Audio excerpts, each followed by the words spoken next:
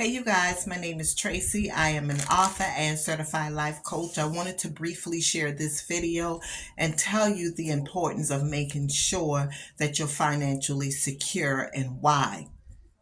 Especially in the day and times that we're living in right now, it is really crucial that we have multiple streams of income coming in. It doesn't matter how much, but we should always be able to fall back on something versus living from paycheck to paycheck. Because when situations happen that we can't control, if we don't have funds set aside or we're waiting on that one job to pay us, you're going to find yourself in a world of trouble. So this is what happened to me a little less than a year ago. I'm working for a company and my day started as it normally does. I'm greeting everyone, good morning, putting my things on my desk. I set my lunch on my desktop, and generally what I would do is I'll place everything where I want it to be. If I have fruits that needs to be rinsed off, I'll go ahead and rinse it off, put it inside of a Ziploc bag. Now, I'm going to give you or show you this illustration because this is exactly how it went. Now I have my apple inside of the Ziploc bag, washed, set aside, waiting, ready to eat later. I noticed midway through the day that something was inside of my Ziploc bag. I always seal it because you never know when you may have little critters moving around, so I always seal it. Well, later on that day, like I said, midday, my shift, I happened to my peripheral vision just saw something weird inside of my bag. And what did I see? Inside of the bag, someone had dropped thumbtack nails inside of the bag. So I'm like, who in the world would have done something like that? Why would they do something like that? That was beyond me because as far as I knew, I didn't have any enemies. I mean, you could feel when someone may not particularly care for you too much, but it's never to the point to where you think someone would do something like that. So, of course, that day, I went to management, told them what happened. My supervisor told me she would speak to the guy that's over her, blah, blah, blah. I'm asking around to my immediate coworkers who sits right in the back with me where I was at that time. And they're like, I didn't see anyone at your desk, but someone had to literally walk past my seat to get to the other side of my desk, and we're all in a cubicle area, and I mean it was in the corner, so someone had to literally go open the bag and drop nails in it. You can't miss an apple in a Ziploc bag like this. You just can't miss it. So that was intentional. So my coworker said, you need to keep that bag so you can get some fingerprints. I had already thrown it away. So at the end of the day, I left work, went back to work. But by that time, the cleaning crew had already emptied my trash. It was in the dumpster, and I ran out there to them. Hey, you guys, you were just at my desk and emptied the trash. Is there any way I could go through that bag to see if I could confiscate the Ziploc bag? And they're like, no, we can't do that. But lo and behold, the following morning I got to work.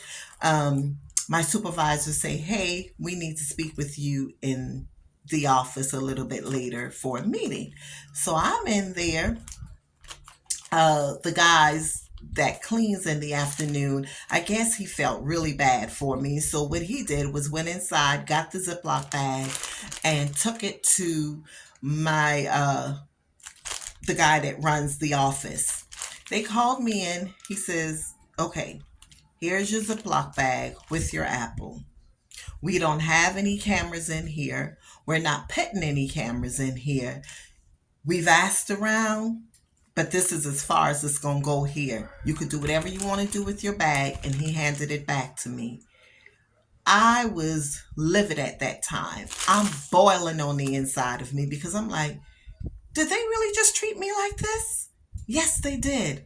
No apology. I'm sorry that this happened to you.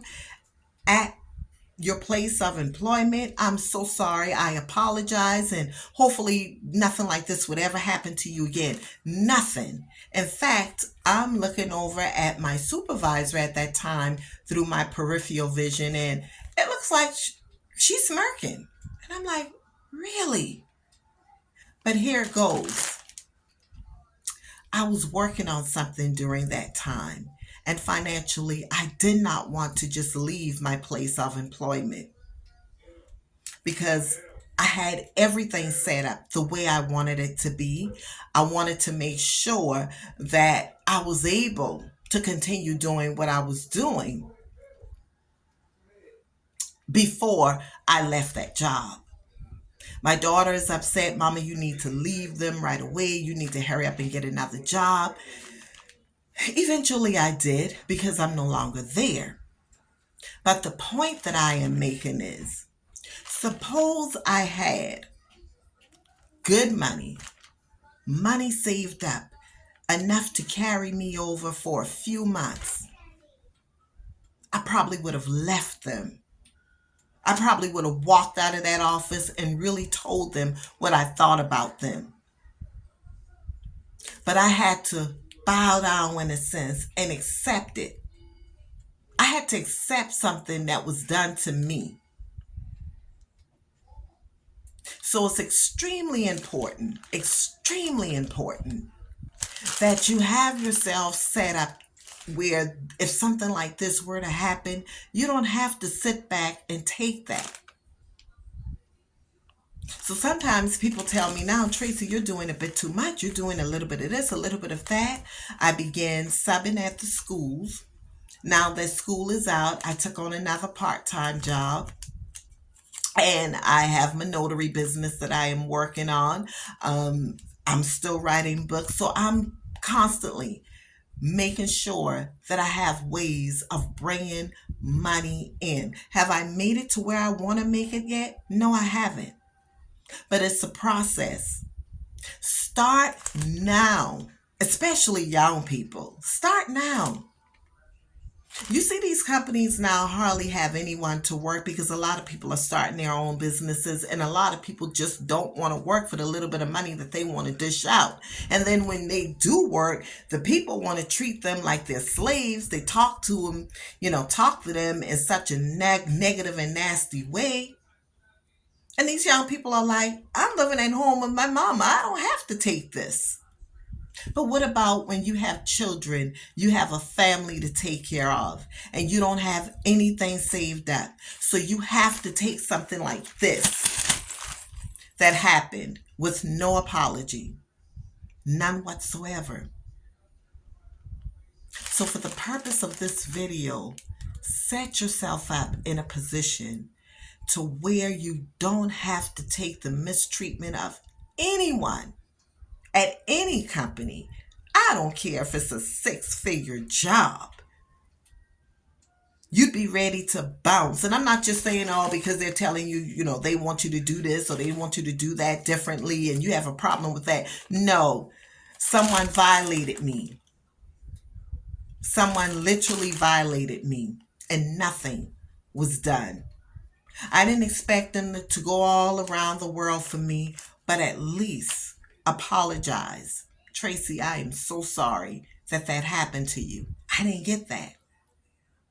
But now I'm out of there, and I will never, as long as I live, accept any type of treatment like that ever again from any place of employment. It'll never happen. So please like and share this video. You all have the most amazing morning, noon, night, even if you're resting. Rest well. Take care. I have 3 books on Amazon. I like to always end with this: Breaking the Chains of a Narcissist, Overcoming Destructive Relationships, and Gabrielle, the Biggest Little Dreamer. Go purchase your books, and if and when you do, please write up your comments. Let us know what you feel about it so that when those folks get out there reviewing your comments, they know exactly what to look for. Okay? Bye-bye.